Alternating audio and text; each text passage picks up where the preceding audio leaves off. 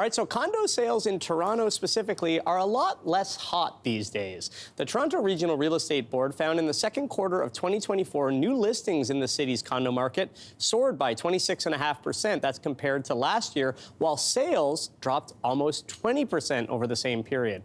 Real estate broker Erica Reddy joins me to talk about this. GTA condo market and the condo market across the country. How are you, Erica? I am great, Teddy. How are you? Good. So we were talking right before we started rolling about how wild the condo market can be, and especially in the GTA right now. Can you take us through what's happening? Like, why are we seeing this surge in new listings, but at the same time, a big decrease in sales? What's going on? Absolutely. So, Teddy, I would almost describe it as kind of the perfect storm here in the Toronto GTA market.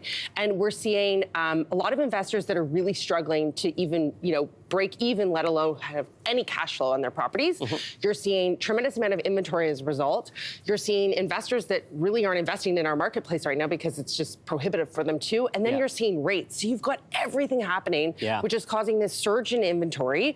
And then therefore, pricing is obviously coming off with that. Yeah, it's wild, especially when you compare it to what was going on a few years ago. We're going to talk more about the Canadian market, different cities in a second. But in the GTA, with this kind of confluence of circumstances, what's been the impact on prices? So prices have, unfortunately, gone down. You've definitely seen a massive skew in supply and demand. And with more supply, you're seeing less demand, and therefore you're just seeing a softening in prices. This is potentially some good news for buyers, though, right? In the GTA, like some prices have come down, so it could be a good time if some people are looking to get in potentially, I guess? Absolutely. So with increased inventory and then, softening prices, you're definitely, as a buyer, you don't have to rush. I mean, as you said a couple years ago, it was mayhem trying to get into the market. And now it's a much more manageable market. You've got time, you've got options, and you've got lots of product to shop. Yeah, it was mayhem a few years ago. We bought a condo right at the peak of the market. Oops. But we like where we live. Take us now a little bit across the country, if you don't mind, Erica. So that's kind of a snapshot of the GTA. What's going on, for example, out in Alberta and BC? Absolutely. So if we look to Alberta, BC, Vancouver, you're seeing a little bit more stability. I would almost say a bit of a soft landing, a little bit of a decrease.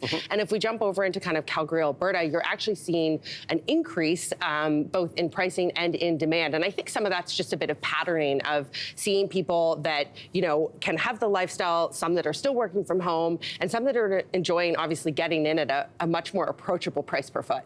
Isn't it wild how the market varies so much across the country? Like they are these different markets all across the country regionally. So let's look now at Quebec and Eastern Canada. What's going on condo-wise there? Absolutely. So Quebec, you're seeing a little bit of a softening market. I would say it's following similar in trends to kind of Toronto and Vancouver as we've talked.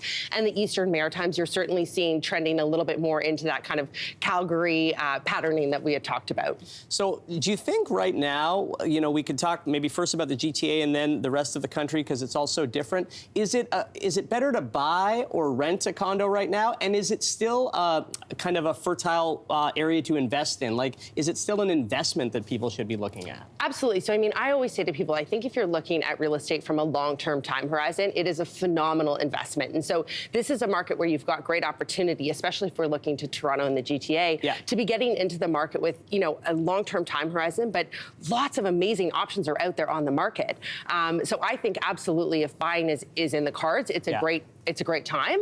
And if you're just a little bit unsure, you can always rent, sit on the sidelines, figure out where you want to be, and then hop in when it feels right. So you mentioned sitting on the sidelines. Obviously, we saw those 10 successive rate hikes from the Bank of Canada, pretty unprecedented. The last two rate decisions have been slight decreases by a quarter point. September 4th is the next Bank of Canada rate decision. If they drop rates again, do you think some of those people who are sitting on the sidelines will come off the sidelines and get in the market? Like, what's your guess? Great question, Teddy. I think so. I really do. I mean, I've already seen the most recent rate decrease, I think, spur a little bit of confidence back into the buyers. And I really think if we see that come into September, I think we could see the fall market pick up with a little bit of momentum, which would be nice to see. Oh, it's a fascinating thing to discuss. Thank you for putting it in perspective for us, Erica. Appreciate it. My pleasure. Thank you. Condo market. A wild ride, indeed.